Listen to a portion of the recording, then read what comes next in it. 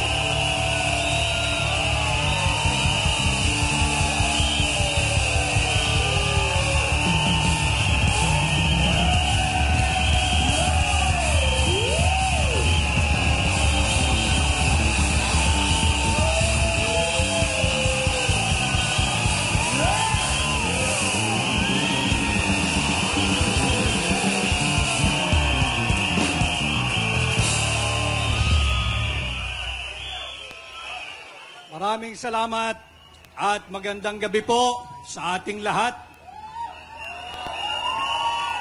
Woo! Bagamat ako ho ay hindi miyembro ng Kingdom of Jesus Christ, ako po ay hindi konektado sa SMNI. Ako ho ay kagaya ninyo, naririto bilang Pilipino at kaisa ninyo. Woo!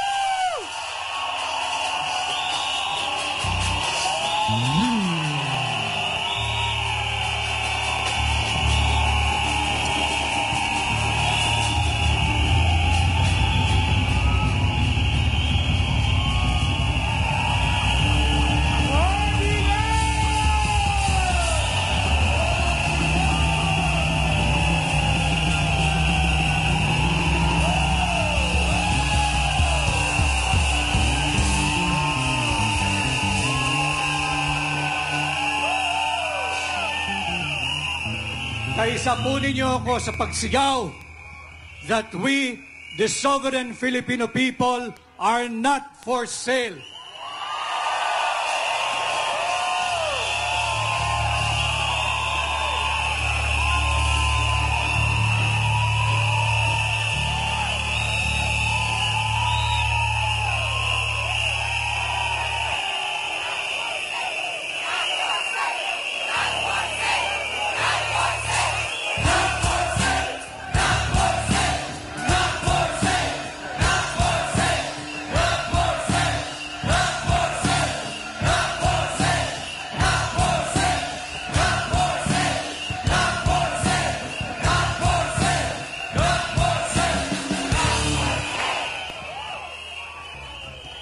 Yan ho ang pangunahing dahilan kung bakit ako ay naparito upang sumamat samahan kayo ngayong gabi.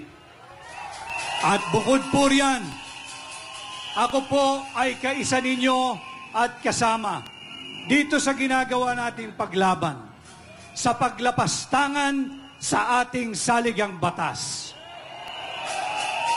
Ako ay kaisa ninyo sa ginagawa nating pagtutol dito sa walang kapararakang paglustay sa pera nating mga kaabag-abag na Pilipino.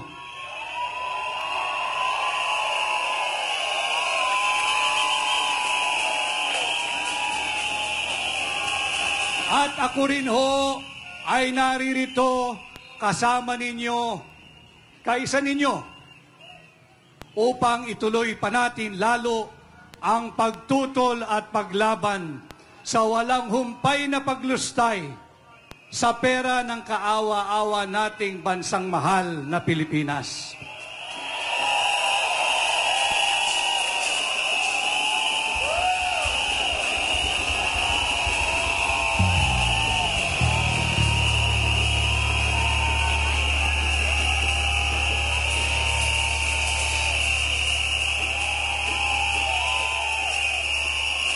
I stand in solidarity with you tonight in our collective call, in our collective goal, and in our united stand and demand for those who are in government to be transparent and to be accountable.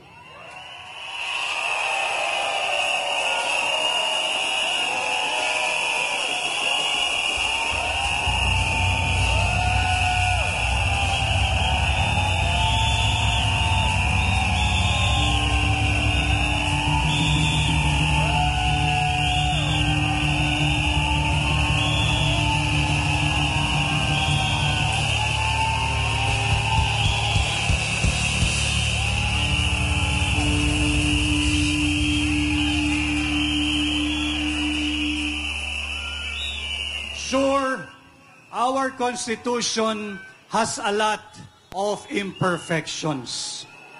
And yes, our Constitution should not be regarded as a closed book.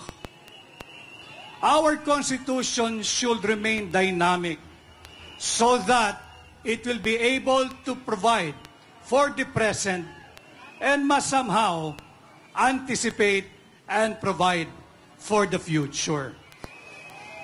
But first things first. Hindi problema ang konstitusyon. Ang problema ay ang korupsyon.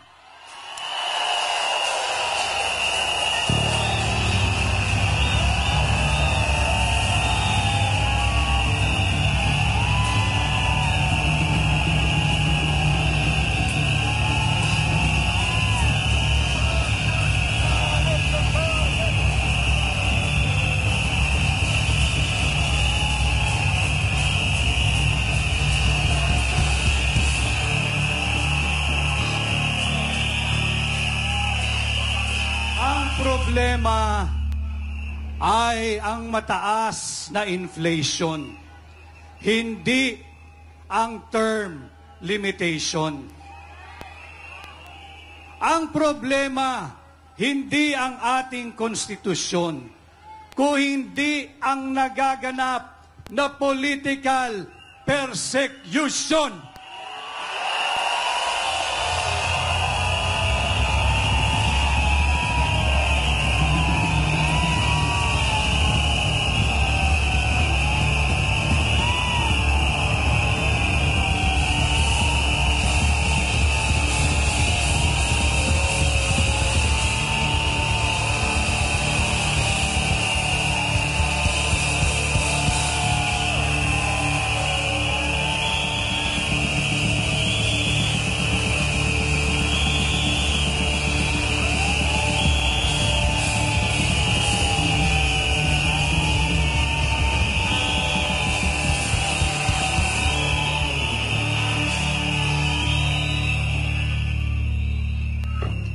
Hindi sagot at hindi kayang tugunan ng huwad na Tsaatsa at Peking People's Initiative ang laganap na kahirapan, ang lumalalang kagutuman, at ang tumataas na kriminalidad.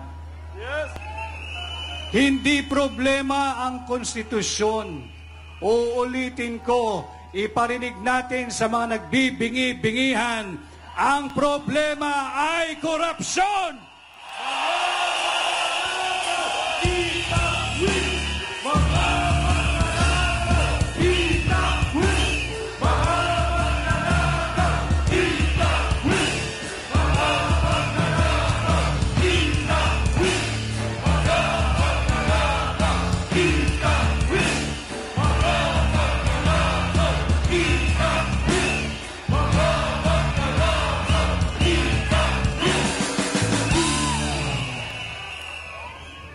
Kaya wag po tayong mapapagod na protektahan, ipagtanggol at itaguyod ang ating saligang batas.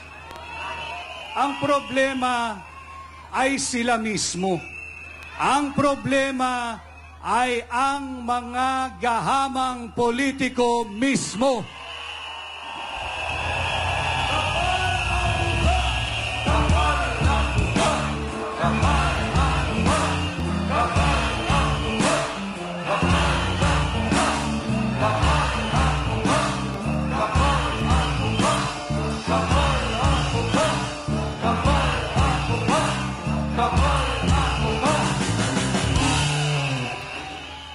Alam ho ninyo, napakayaman ng bansang Pilipinas. Subalit, hindi ginagamit sa tama ang ating mga pondo.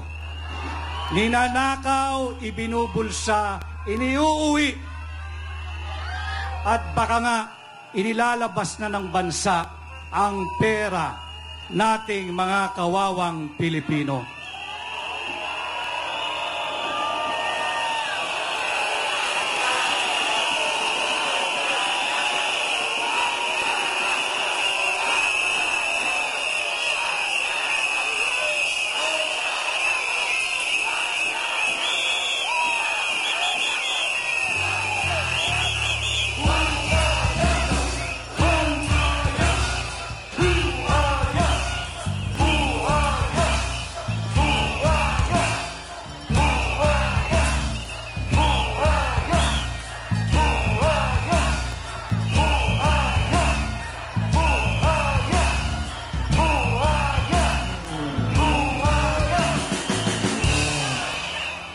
Kaya po, marahirap, napakahirap, manahimik, at ganun din ang ating panawagan sa mga iba pa nating kaibigan at kapwa Pilipino. Huwag po tayong manahimik na lamang, sapagkat sa ating pananahimik, in our silence, we might be guilty of being complacent, or we might be guilty of being complicit with those thieves. Huwag po tayong tatahimik. Tuloy-tuloy po ang ginagawa natin. Tuloy-tuloy po ang ating pakikipaglaban.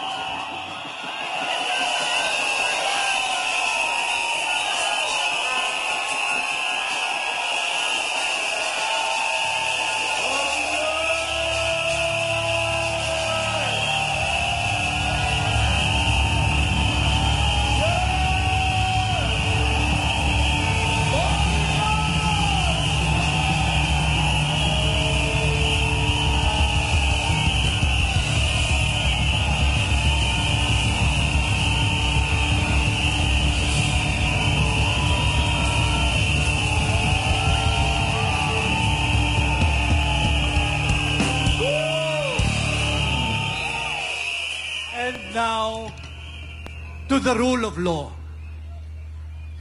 Linalapastangan nila ang ating saligang batas. Kinikitil nila ang ating mga karapatang pangtao. Malinaw na nakasaad sa ating saligang batas na lahat tayo, mayaman, mahirap, may impluensya o ordinaryong mamamayan kagaya natin, ay may karapatan doon sa tinatawag nating due process of law.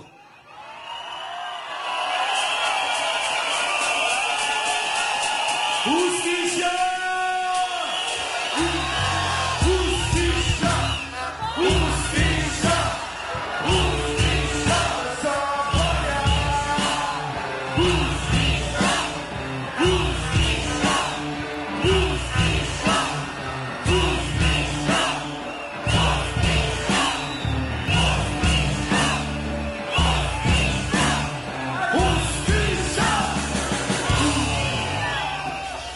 Meron din tayong karapatan doon sa tinatawag na equal protection of the laws.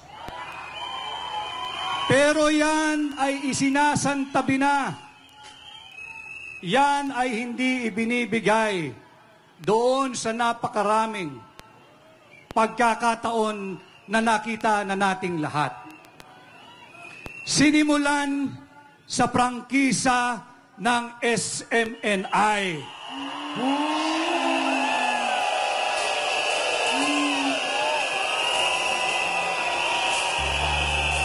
Boses ng bayan, wag pusalan! Boses ng bayan, wag pusalan! Boses ng bayan, wag pusalan! Boses ng bayan, wag pusalan! Boses ng bayan, wag pusalan! Boses ng Isinunod, ikinulong si Ka Eric Celis at si Lorraine Badoy. Pilit, sinisira at patuloy na sinisiraan si Vice President Inday Sara Duterte. Patuloy na ginigipit si Pangulong Rodrigo Roa Duterte.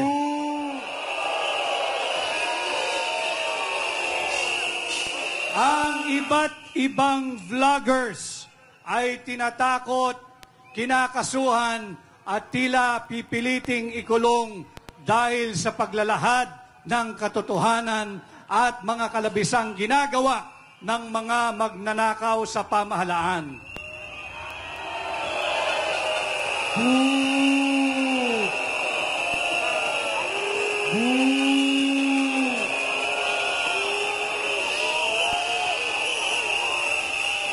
At ngayon naman ay si Pastor Apollo Kibuloy. Justisya! Justisya! Justisya! Justisya! Justisya! Justisya! Justisya! Justisya! Justisya! While I am not in the business of prejudging a case or cases, hindi na pwedeng hindi pansinin ang ginagawang kalabisan at pagmamalabis ng nasa pamahalaan.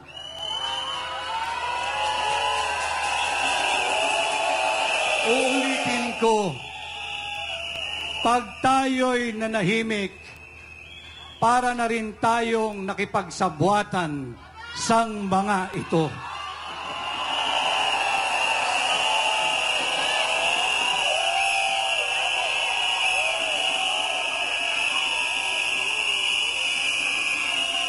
Bakit hindi hayaang umikot ang gulong ng hustisya? Bakit kinakailangang manaig ang tinig ng isang taong punong-puno ng puot at malisya ang puso at imahinasyon? Laging sinasabi, investigation in aid of legislation. Ito ay palagi ang inaabuso ang legislative prerogative na ito na mag-issue ng subpoena, mag-issue ng warrant of arrest ay palagian na lamang ginagamit at inaabuso.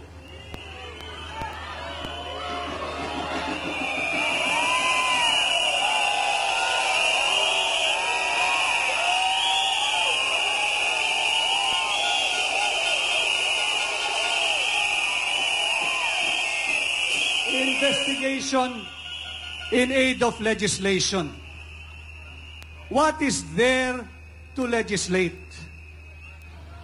Alam ho ninyo, napakarami nating mga batas kriminal. Makikita yan sa ating revised penal code at sa mga special laws. Kung ang isang tao ay nagkasala o inakusahan na may pagkakasala, dalhin natin ito sa totoong korte na siya ang maglilitis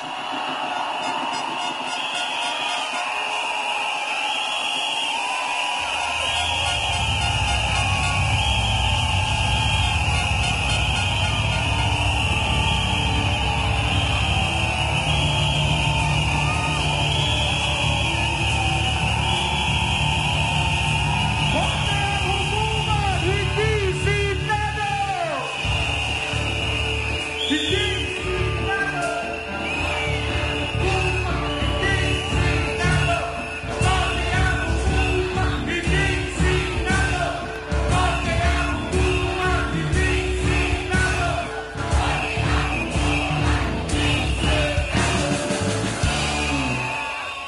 Hayaan natin ang totoong korte, ang totoong huwes, ang maglitis, at kung kinakailangang magbigay ng karapatang parusa, hayaan nating sila ang humatol.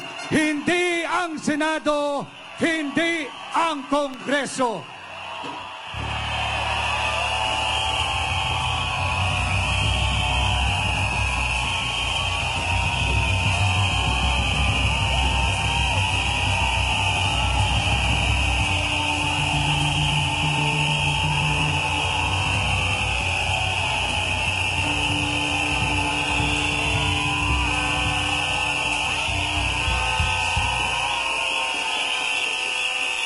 Brings me back to my earlier question.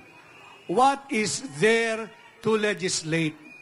Yung mga bagay o pagkukulang o kasong di umano na ibinibintang sa isang tao. Ito ba ay bago? Is the case is so unique? Is it so unique? Is it so novel to warrant the passage of a new criminal law? Is the case so unique o karumal-dumal sadya to warrant a repeal, an amendment, or revision of an existing law? Bakit lagi nating sinasabi investigation in aid of legislation? Ano ba yung linelegislate ninyo? O ito ba ay investigation with the end view of grandstanding? Kaya mga kababayan, huwag po tayong matakot para tayong sirang plaka, paulit-ulit. Let us protect and defend our Constitution.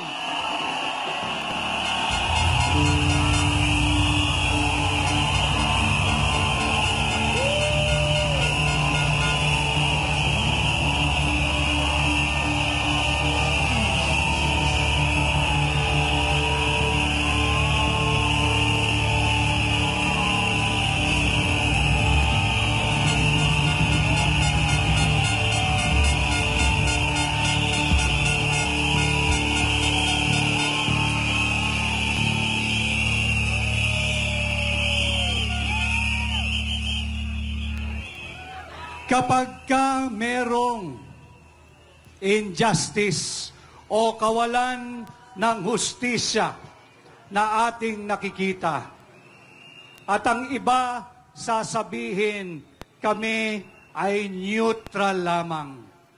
Kapag ka sinabi mo na neutral ka in the middle of all the injustices being perpetrated by the government na dapat ay nagtatanggol at nagpoprotekta sa atin, ibig sabihin ng neutral, sila ay panig doon sa mga oppressors.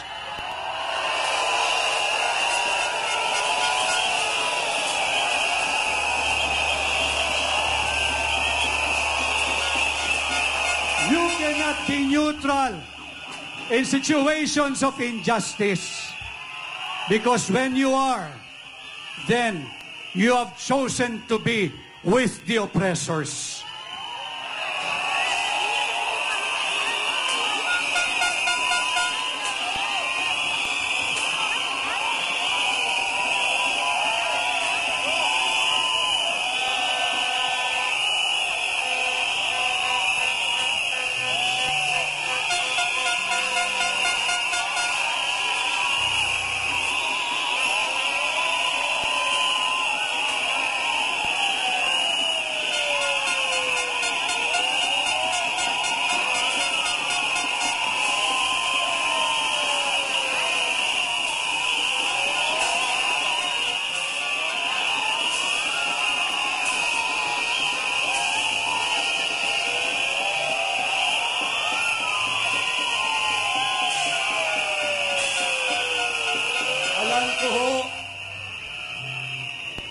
Na sila ay nanonood, nakikinig, nagmamasid. Yung ating mga kapatid at kaibigan na naglilingkod sa pamahalaan. ang ating mga kasundaluhan.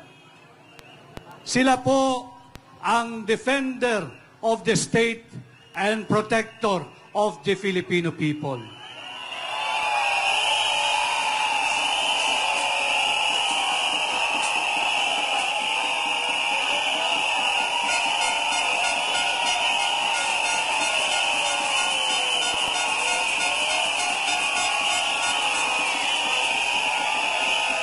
Yung atin pong mga kapatid na kapulisan, na sila naman ay ang vow po nila ay to protect and serve the citizenry.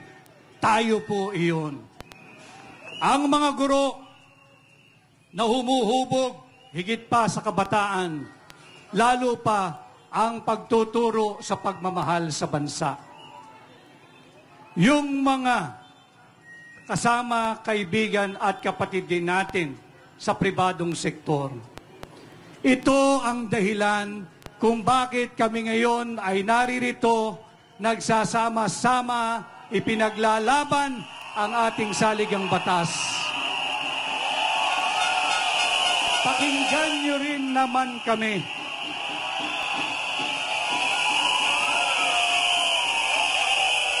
Isalba natin pare-pareho ang ating bansa sa kapahamakan.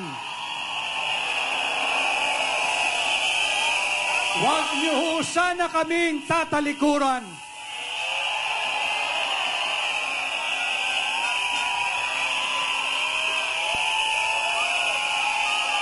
Kami ang soberanya, ang mga halal o appointed officials, pansamantala lamang, kaya gusto nilang matanggal ang term limits. Tumatakbo tayo sa ating mga kapatid sa pamahalaan. Pakinggan niyo po ang aming daing. Ito po ay hindi para sa aming sariling interes. Ito po ay para sa bansa, sa mga kabataan, at higit pa doon sa mga darating pang saling lahi.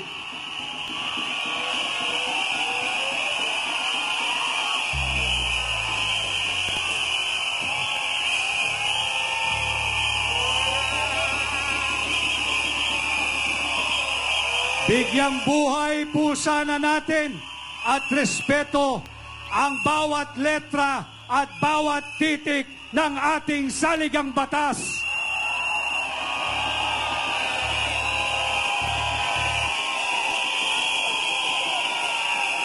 Let us protect and defend the Constitution. Laban kasama ang bayan! Laban kasama ang bayan! Laban kasama ang bayan! Laban kasama ang bayan! Ang bayan ko'y tanging